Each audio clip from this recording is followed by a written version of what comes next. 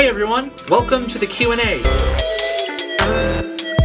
You guys asked me a bunch of questions, and now I'm gonna answer them. So, here we go! These first questions are all about my background, kind of how I got to where I am now. All these people asked me about my training. Was I professionally trained? Did I take lessons? Did I go to school for this? Or am I self-taught? And the answer is yes and. I did both. So going way back, around first grade was when I started learning piano. That was the first instrument I learned how to play. I did band extensively in grade school, middle school, and high school. I started on saxophone. In high school, I self-taught myself bass and guitar, and then I eventually started taking lessons for bass. I was a huge music nerd in high school. I spent like as much time as humanly possible in the band room. I'd even eat lunch in the band room. And that kind of pushed me to do music when I was in college. When I went off to college, I studied a ton of stuff, but some of the things in music I studied were saxophone performance, bass performance, piano performance, composition. I eventually dropped all of that, tried to get a degree in both philosophy and then business, and I ended up with about 5 years, 7 different schools worth of schooling, and 0 degrees. During that time, I was also teaching myself how to record. I never took a single class on recording engineering, anything like that. It was all self-taught, and at least for me, it really started to click when I was doing weekly videos, where every week I was trying to get a little bit better, try to make it sound a little bit better, and it was over the last 5 years that I feel like I've really grown in my recording and my ability to mix and master and stuff like that. So, I have stuff that I've learned on my own, I have stuff that I've had friends teach me, I have stuff that I've learned through lessons in college, and I think it's all awesome. I highly encourage people to learn however they learn best and just do it. Just keep taking in more information. You're never like, oh, I know all the things about music now. You know, you're forever a student, keep learning. That's Ace's advice! Boom! Kind of connected to all those questions is there an instrument you can't play that you wish you could? So in 5th grade, when we got to like pick our band instrument, I initially picked flute. And there were so many kids who wanted to play flute, my band director asked me if I was comfortable choosing my secondary instrument, which was saxophone. And I said, okay, sure, that's fine, I don't care. I've always wanted to play flute ever since then. Like my #1 instrument that I want to learn how to play. Last big question about like how I ended up where I ended up is, how did I end up on YouTube doing video game covers? About 6 or 7 years ago now, I realized that I just kept making music and nothing was stopping me, right? I was releasing it to almost no one. I had a few friends and like my family who were listening, and that was it. And I just kept doing it. It wasn't about making it, it wasn't about like, you know, I wasn't making any money off of it, and I just kept putting out music. And I kind of told myself like, this is a thing I'm going to keep doing. I'm never going to stop doing it. I should figure out a way to be able to, you know, pay my bills doing this thing I love doing and that I keep doing all the time, right? So I tried 3 paths. The first was I made an album and I was going to gig it. I was going to play small shows and hopefully, you know, work my way up paying my dues in the gig world. The second option was going to be busking. I was going to set up doing like ambient, atmospheric looping guitar on the side of the road, you know, on the sidewalk, and have passersby tip me and make some money doing that. And then the third one was I was going to take my YouTube channel, which I had actually gotten invited to the YouTube Partner Program back in the day because I put a video of my friends like blowing up a bottle of dry ice in their hands, and it like got a ton of views. And so because of that, I just had this like YouTube channel I wasn't using that was like already ready to be monetized. And I kind of had it in my head that I would do 1 YouTube video a month, these like big built-up covers, and maybe I do like smaller stuff like playing my acoustic guitar on the front porch or something like that, but nothing too major. And what happened was, gigging just wasn't working. I was staying up really late playing these late night gigs, which meant that I was sleeping in really late. It wasn't going to work for me, and I knew that the path forward to that was going to be longer nights, like going on the road sometimes, and that just wasn't going to work for my family and my life. Busking was emotionally devastating. I just couldn't do it. There's something about the way I perform music, it's very, very personal. I feel like I put a lot of myself out there every time I perform, and having people like walk by that just completely oblivious to what I'm doing was crushing. It was absolutely crushing. So that didn't really work out either, and so while both of those were failing like catastrophically, I was having so much fun making YouTube videos. I was getting super into it.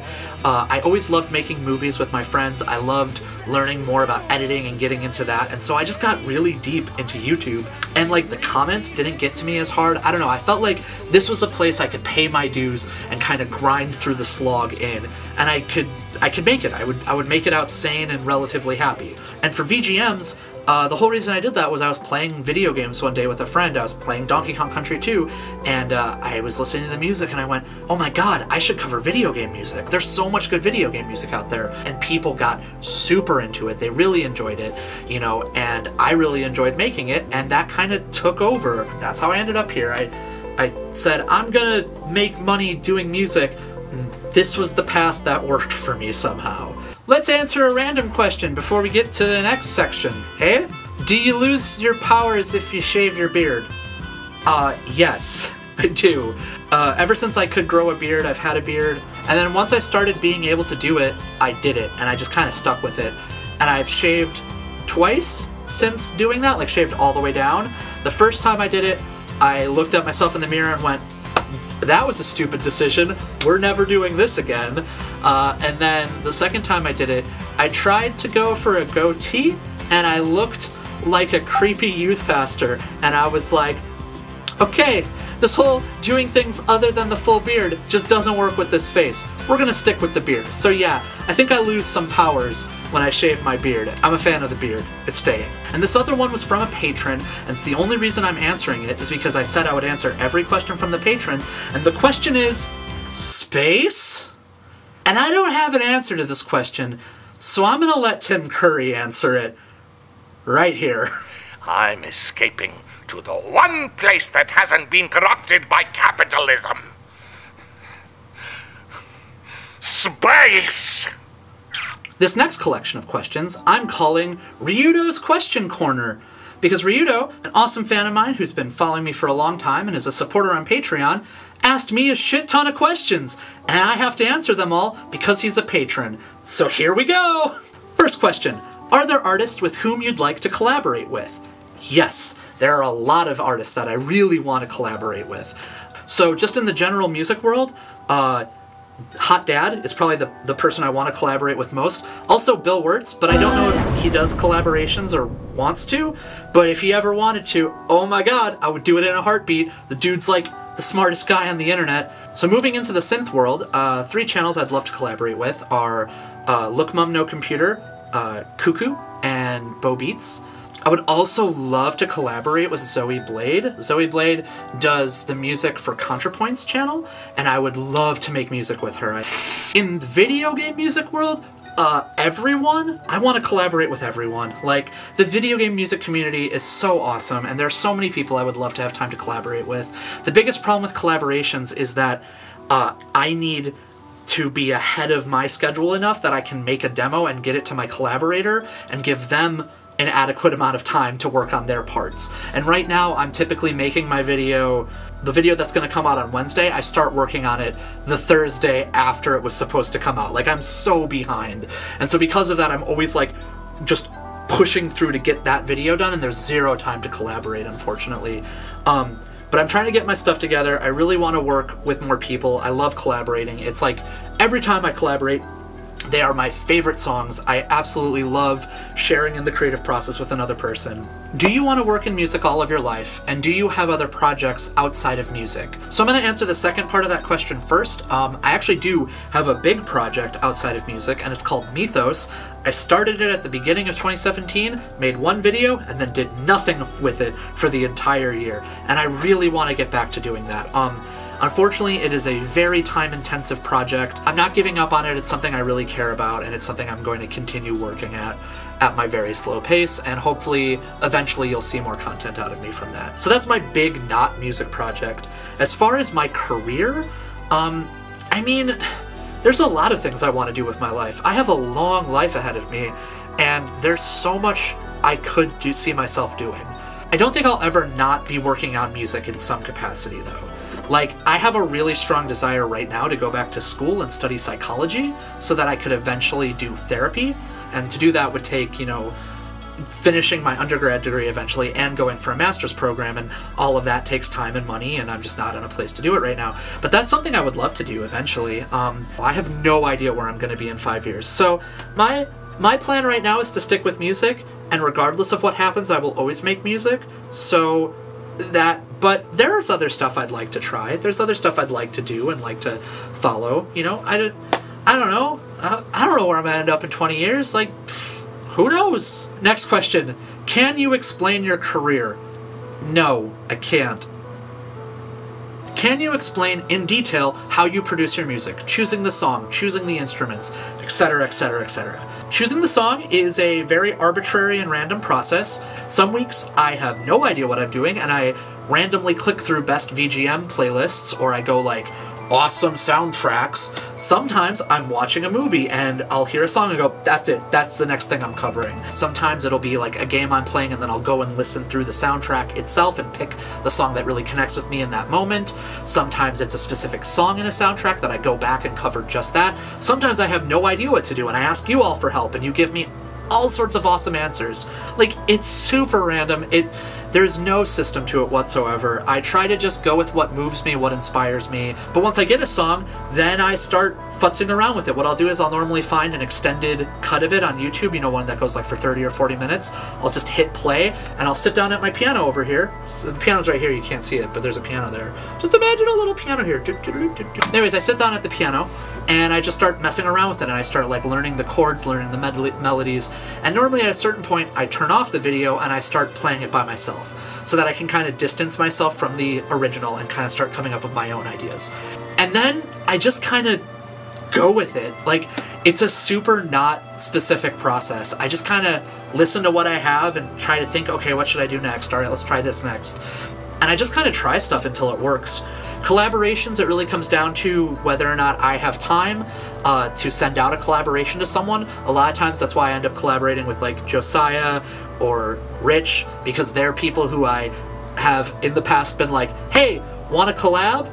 I got like 6 hours before this video comes out. Hey! But when I do collab, and especially when I have time to send them a demo and like kind of give them time to work on it, almost always I hit a part in a song and that person's sound comes into my head, right? I hit a point where I'm like, oh my god, Adriana's voice would be perfect for this song. Or, oh, I'm not getting enough dirt and grime out of this. I need Jack to come in and give me some of that deep, heavy death, you know, guitar. I try to reach out to the people who I think would make the best collaborative project with me on this song, trying to accomplish what I'm trying to accomplish. These next couple questions are just like general, almost like FAQ questions, like stuff about the channel, some pretty basic channel shit.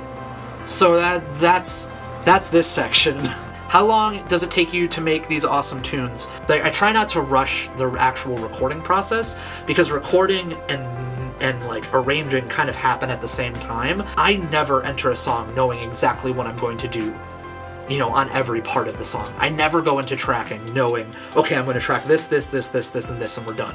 I never know that. I normally go in with like, at most, like, okay, I know I'm going to do this style with the piano, and then I'm going to have this patch on the bass, and I built this arpeggio, so I know that's where I'm going to start. You know, I kind of allow the song to develop into what it needs to be.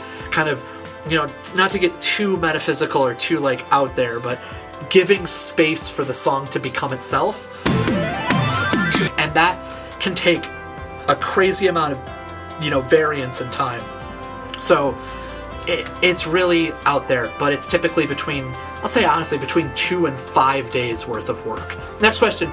I'm sure that there are a lot of songs that you want to cover that you are unsure about. How do you know when you have found that right song?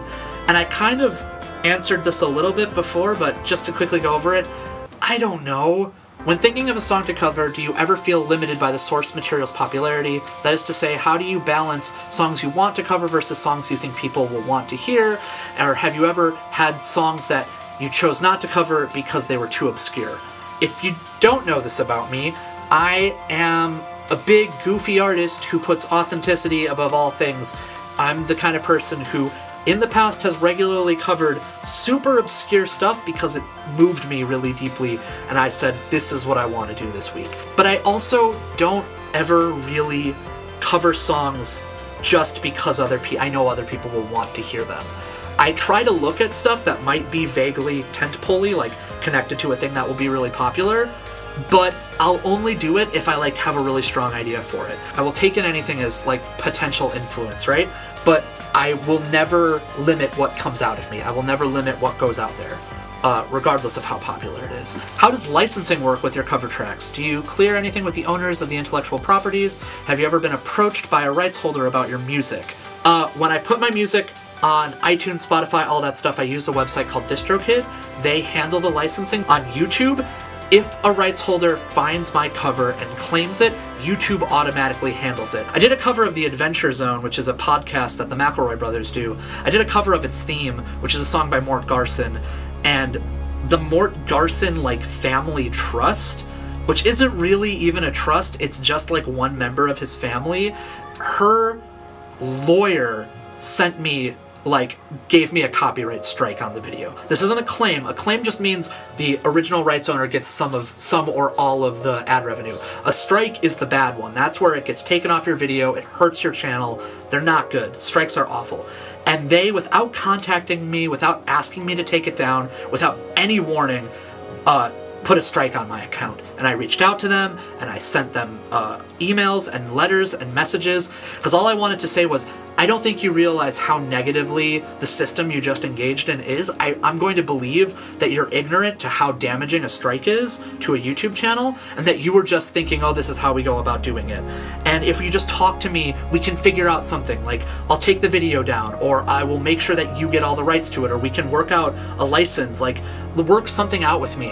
And they never got back to me, and the video just got taken down. But, like, it was a song by Mort Garson. Like, Mort Garson is, like, the granddaddy of synth music, and I did it because, like, he's a huge inspiration to me, and it was 100% like a labor of love. I wasn't trying to take advantage of him or like hurt him. Like, this was me going, this music means so much to me, and I want to do my best to like do something with it, right? And so to have it like very coldly taken down over what really amounted to like $40 in the end. So that's my really one bad story. Other than that, I've never had my videos taken down. And other than that, all of my other interactions with content makers, with original artists, with composers, have always been super positive. You know, they're typically very excited to see that I covered the music that I did, and it's always a very positive thing for me as well. So that's typically how it goes down. We're going to do some questions with Mark. Mark wanted to be a part of the Q&A, so I figured I'd pick a few questions to ask Mark, and we would both answer them. So the first question is, what's your favorite ice cream flavor? Every berry. Every berry? Flavor. Yeah, berry flavor isn't super, you don't always see that in ice cream. Oh. But like, you like blackberry or cherry ice cream? Yeah. That's a good one. Okay. I've never not had cherry ice cream, but it sounds good. What about sherbet? Do you like sherbet? Yes. Because sherbet, you tend to find a lot of berries in sherbet. Yeah. Yeah. My favorite is cookie dough. Specifically the salted cookie dough from Sea Salt and Cookie Dough. It's from Cloud City. It's right near where I live in Portland. And it's probably my all-time favorite ice cream flavor. So, love cookie dough. The more cookie dough they put inside of the ice cream, the better. The next question is, what's your favorite item on the Taco Bell menu? I don't eat Taco Bell. You don't eat Taco Bell? Why don't you like Taco Bell? It's like spicy. It's too spicy? I really like Taco Bell. I don't. I do. My favorite item is the double-decker taco, and what I like to do is I get the Doritos Loco like nacho cheese shell instead of the normal corn shell, and that is my go-to item. It's like the best thing ever. Now, one more question, and that is, what is your favorite game you have ever played? What are your 3 games that right now you would say would be your favorites? And what are those? Minecraft, Terraria, and Breath of the Wild. Minecraft, Terraria, and Breath of the Wild, yeah. But Minecraft's your favorite? I think Minecraft's your favorite. You've been playing Minecraft for so long, and you still really like it. I was just playing it today. Yeah, exactly. And you keep finding new cool stuff about it, so that's really awesome. Oh, man, I didn't actually think about my answer for this one. Donkey Kong Country series, or Tetris, or Journey, or maybe Breath of the Wild, or something else that I'm not thinking of that I also really like. There's so many good games. So, yeah. Thank you for helping, Mark. Okay. I'm gonna do that a lot more by myself now. Okay. Alright, cool. Alright, some more favorites. Let's start with music. These were some of the hardest questions to answer because it's impossible for me to pick just one song or one album or one band, so I'm gonna give some lists. First off, who are my influences and what am I currently listening to? So influences would include things like Bon Iver, Sufjan Stevens, Sia Rose, Death Cab for Cutie, Say Anything, Disaster Piece, Vangelis, Mort Garson. There's a million others, I just can't think of them right now. But there's a few. Stuff I'm listening to right now. Me Without You, they have a new album and EP that I've been listening to a lot. Been listening to a lot of Janelle Monáe, specifically Dirty Computer. Alcest, A-L-C-E-S-T, French, like, atmospheric black metal duo. Really big fans of them. Their 2016 album, I think it's called Kadama. It's the one I've been listening to a lot. Really great album. Olafur Arnolds, I believe is how you pronounce his name. He's a minimalist composer, kind of like new classical minimalism and like ambient music. His album Remember is extremely good. Def Heaven's latest album, that's probably going to be on my list of favorite albums of the year. So yeah, there's some music I've been listening to. This next question, thought about this question a lot, and I think it's probably one of my favorite questions that anyone asked, and it's, what is the most hauntingly beautiful song you've ever heard? Like, this is like the kind of music I look for, so there's tons of stuff out there. But I'm gonna give a few. The first thing I want to say is Sleeping at Last is a band you should check out if you haven't. A lot of his music is hauntingly beautiful. Like, he pours so much emotion into all of his songs, and there's so many things I could call up, but what I really want to point to is his Space EPs. He did 2 EPs called Space 1 and Space 2. They go through each of the planets in the solar system, starting with the sun and going through the planets.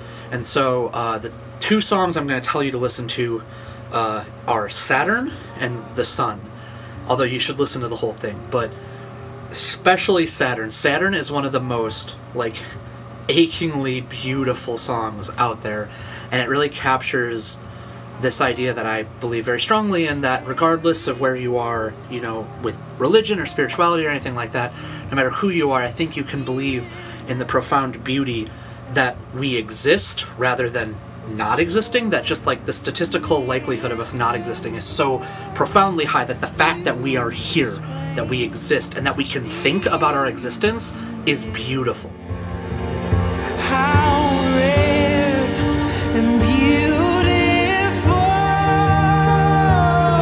it is to even exist. I couldn't help. It's a really beautiful song. It captures that idea in a really profound way. And his other stuff's also really good. I highly suggest you check it out. Super emotional, super powerful. Sufjan has so many good songs that would fall into this. Casimir Pulaski Day, To Be Alone With You is another one. The Widows in Paradise, The Fatherless and Ypsilanti is one of my personal favorite, like, punch me in the heart songs.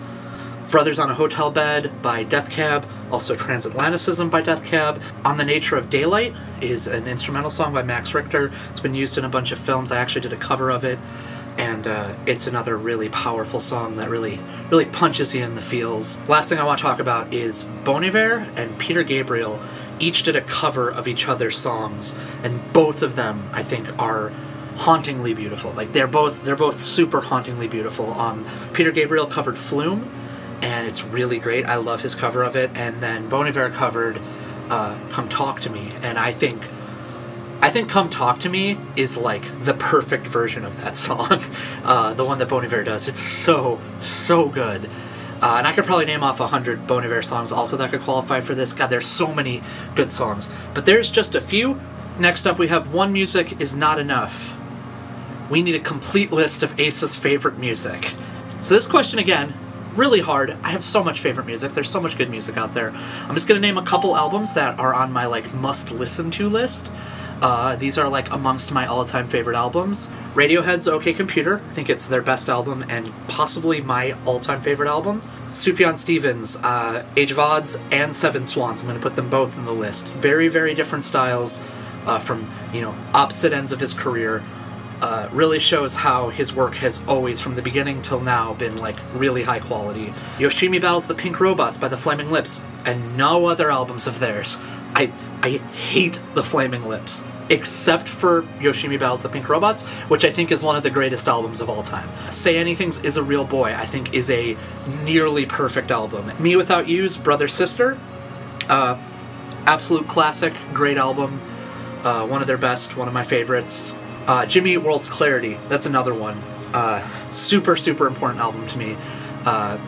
Tons of music that like really punches me in the heart. The last, for me, This Is Heaven was the last song of my wedding. It was the last song we danced to, and then we left the reception. So, really important song and really, really great album.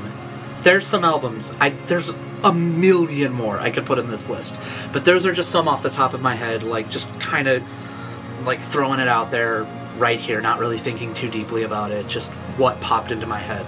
What's your favorite VGM and Geektronica? One for each. And I'm gonna be honest with you, I can't answer this. I can't. Like, I'm gonna give you some answers, but they're not right. Number one, I am the worst person to say, like, to judge my own work, because I simultaneously love every song I make like a child, and also feel like saying nice things about myself is somehow, like, wrong. So it's very, very hard. My most recent cover of Wind Waker is one of my all-time favorites. I said that when it came out. I never thought I could turn, like, such a simple song into what I turned it into, and I felt like it captured the emotion I was trying to in such a powerful way that, like, a lot of people felt the emotions I was feeling making it, and that's always, like, for me, like, one of the highest praises I can get. When I did Stickerbush Symphony a second time, VGM 100 was another one I worked really hard on. Dusk Stars I did with Curious Quail, and every time I work with him, I just have such a blast. But that one especially, that track was super fun to put together. In general, when I work with collaborators, those tend to be also some of my favorites. Geektronica is also really hard. Like I said, I can't answer this objectively. I can say that Time and Adagio in D minor, both of those I was extremely proud of when I was done with them. Light of the Seven from Game of Thrones was one that I worked really, really hard on, because that song is 10 minutes long and has like 12 different parts to it, so it took a very long time to put together. I don't know, like, I can't answer this question. It's just, I like my music, like, I do. I wouldn't be sharing it with you if I wasn't happy with it, and they all hold a special place in my heart. So, I don't know. Yes? Yes? Finally, another kind of difficult question. Which song has had the biggest impact on your life? I could talk about Age of Odds and how that song really inspired me to kind of research synths and kind of set me on the path to synthesis and synthesized music that it did, which really shaped a huge part of my life. I could talk about stuff like Pomplamooses' cover of Telephone by Lady Gaga, or all of the goofy covers Ben Folds would do, and how those really showed me the, like, wide way you could do covers, and how covers had, like, such a unique thing that they could bring into the world, and how that really encouraged me to do cover music. And I still can't narrow it down to one. I'm going to narrow it down to two. The two songs that I want to talk about they're both by Ben Folds, they're both on Rockin' the Suburbs, and they are The Luckiest and Still Fighting It, because The Luckiest was my wife and I's first dance at our wedding, and it was a song that I connected very much to her while we were dating, and has, like, a lot of deep emotions connected to us. Still Fighting It was the first song I played for Mark when he was born, and I kind of had that picked out early on, like, way before he was born. I was like, this is going to be it. I'm going to play this song for him when he's born. And so when he was first born, I sang him a song that I wrote him while I was waiting for him to be born. And then I turned on my phone and I played Still Fighting It, and I held my child and I cried. Everybody knows it sucks to grow up, and everybody does. So weird. Those two songs have such an important connection in my mind to, like, the two most important things that have ever happened in my life. So here's a fun one. Was there a particular video game series that made me fall in love with video game music, or helped me to take video game music more seriously? And to tackle the second half of that question first, I don't know if I ever didn't take video game music seriously. Like, to me, video games were no different from movies or TV shows, and their soundtracks were just as valid, and, like, I always loved video game music. Like, I don't know, I played lots of video games, and the music in them was awesome. And I mean, it's a really basic answer, but the Donkey Kong Country series, like, was definitely the one that made me really fall in love with video game music, and, like, those songs have carried me, have carried with me to this day. Also, though, I do want to give a shout out to the Sonic series, because I have a strong, like, nostalgic connection to Sonic's music, but not the games. Like, I hate Sonic games.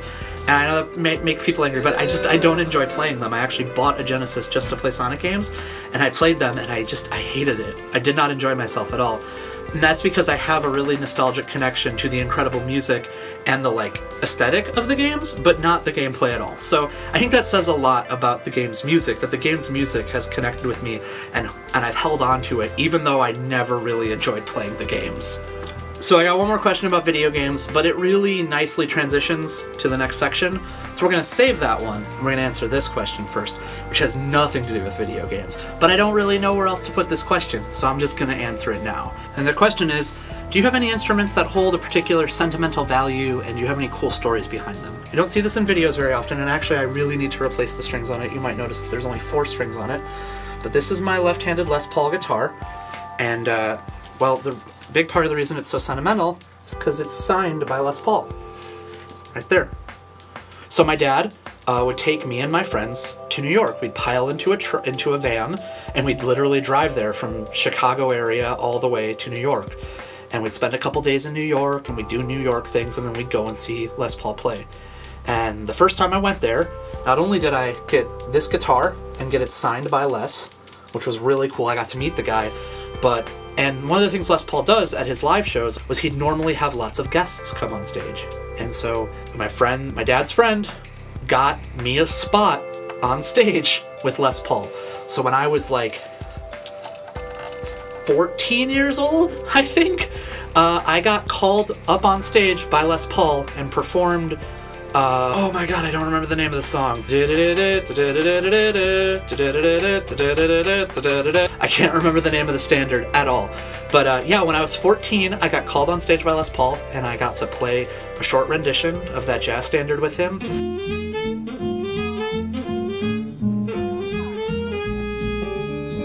But this guitar is like a memento of that, and it connects me to the awesome trips my dad would take me on, all the amazing concerts he would take me to, and the fact that I got to play with and meet Les Paul, like the guy who made this guitar up, like who came up with this idea and turned this into a thing.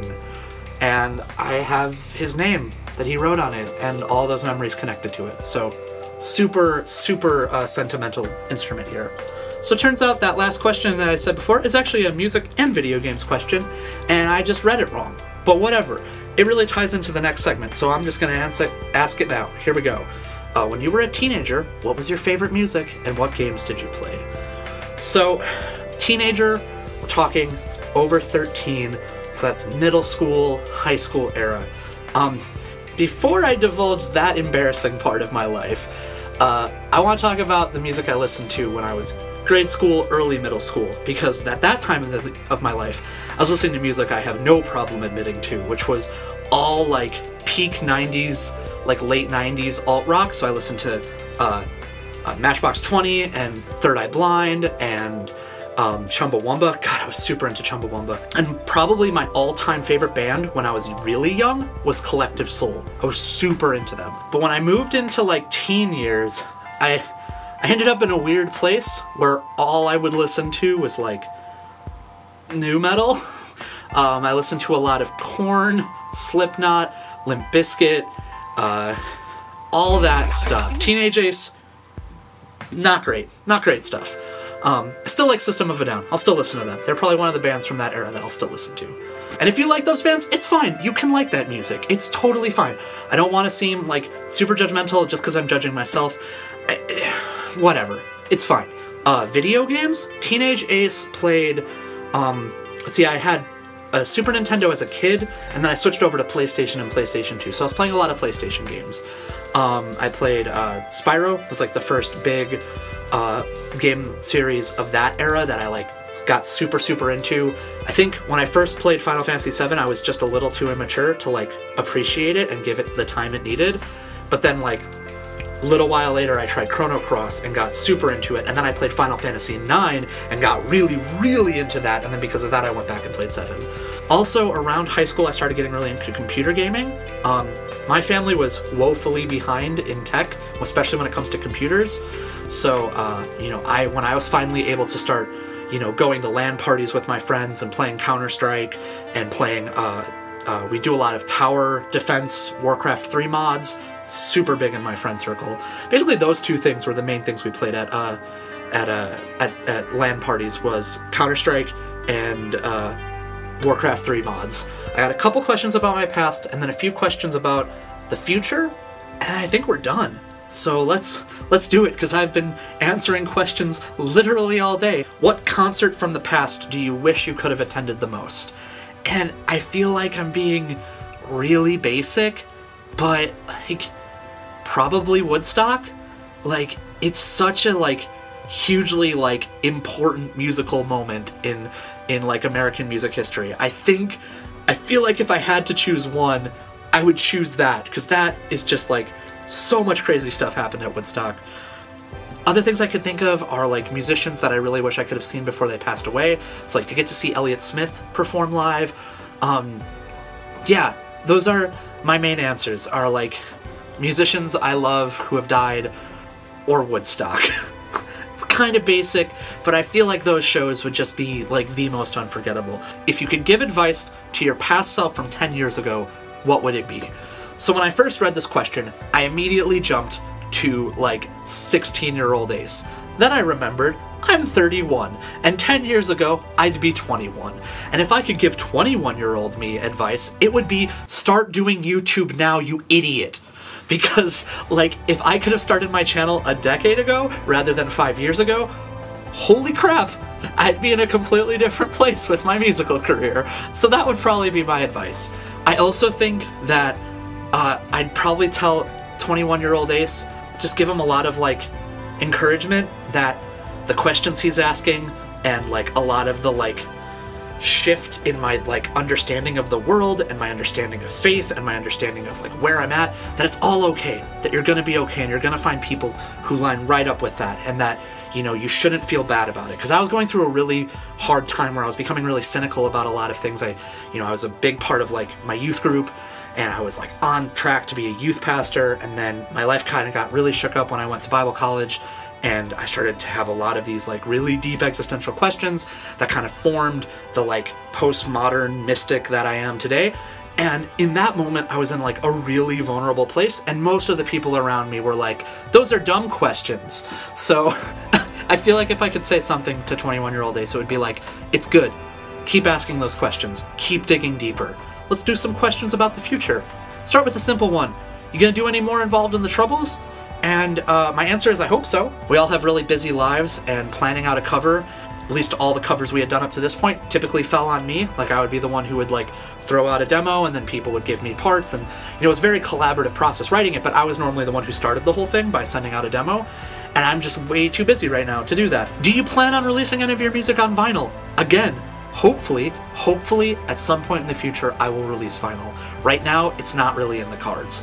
Nothing is planned, nothing is going to happen, at least from my perspective.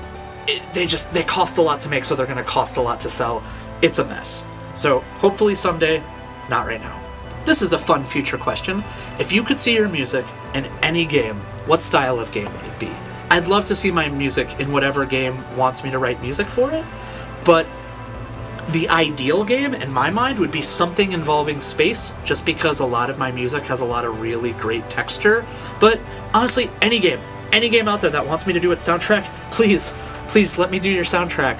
I actually just finished scoring a documentary, and as I was finishing it, I just had that like drive that's like, this is what you should be doing right now. So I'm like really hoping to do more scoring, more composition work. Final question. Where do you see your channel / music career in 5 years? And I have a few goals, but the main goal is that I'm financially stable. Right now, I'm still not quite making enough money to consider myself financially stable. I'm still living paycheck to paycheck and scrambling to get enough money together to pay my bills. It sucks. Life is like really tense right now, money-wise. I'm dealing with it. We're making it through it. I have the support of my wife and my family, but just things are really tough, and I'd really like things to be less tough in 5 years. Like, I'd like to be able to make music and know that my bills are going to be paid, and we're going to be able to buy food and not be worrying. And I'd like to be able to create with that stress off my shoulders. Like, creating under that much stress is just not as fulfilling as if I were to be able to create and not have this like looming fear of, you know, of money over my shoulder. So honestly, that's my goal. I think after 5 years of doing this, another 5 years, I think that's a good timeline to be like financially stable on music, to be able to create without worrying. That's a real great place to end it, because like, that's why I made this video. You guys helped me reach $300 on Patreon.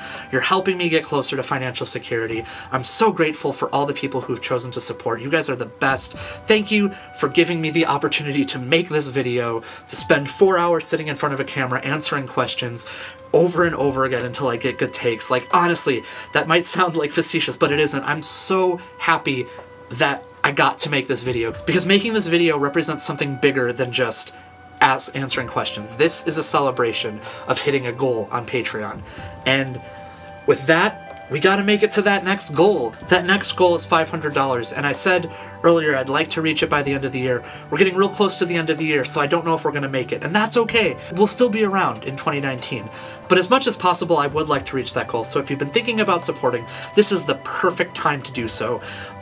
Go over to Patreon. Patreon is by far the best way to support. Any amount, $1 helps so much.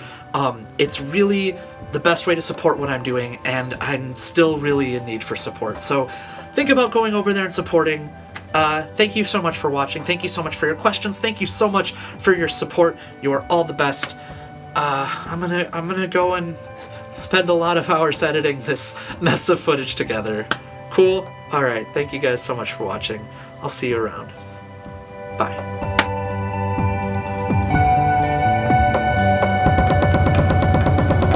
I don't know where to put this question. I spent so long creating a flow of questions that would like kind of have a narrative direction and something. And I just got this one. I don't know where to put it at all. Whatever. Do you ever get more than one song stuck in your head? And in that vein, do you ever think about making mashups about songs that don't share a lot in common except for like one thing? Yeah, all the time. There's so many times that I'll like be listening to a song and I'll start singing the lyrics to another song. And typically, that's how the mashups I have made come to be. When it comes to mashups, they're purely like goofy fun for me that I do super sporadically and spontaneously. And honestly, most of them come from the exact situation described in this question, where it's like, there isn't a whole lot connecting them, but I want to try and connect them anyways.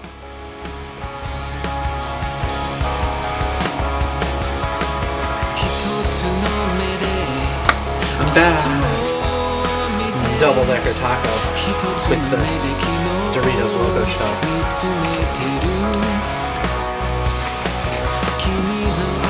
Best item on the Taco Bell menu!